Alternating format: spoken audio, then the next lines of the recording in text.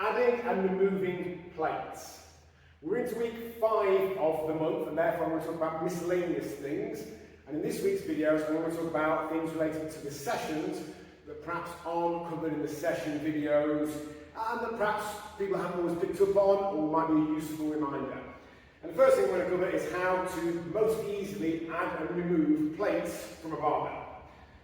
There's a few things we can do. Firstly, this thing here can be used to raise the bar at one end off the floor. You just put it against the bar and then turn so the weight is off the ground. That then makes it a lot easier to slide plates on and off.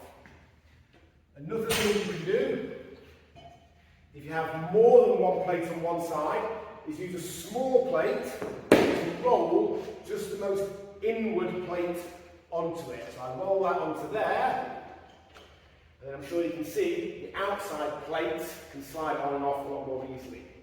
But in general, the most important thing, however you are taking your plates off or putting them on, is to make sure that you're sliding the plate completely perpendicular to the bar. Because what often happens is people essentially just push against it like that, and that causes the plate to turn into the bar and increases the friction, the grip. If the plate stays completely perpendicular, like that, look how much easier that slides on and off compared to that's not going to do anything.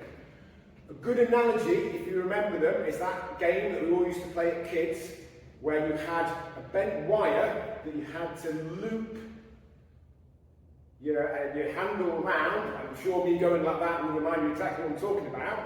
And if you start to turn in towards it, you end up touching it and it will buzz and you lose. This is the same, but even more so. It needs to be completely perpendicular. Again, the second it starts to turn, it buzzes, it catches and sticks.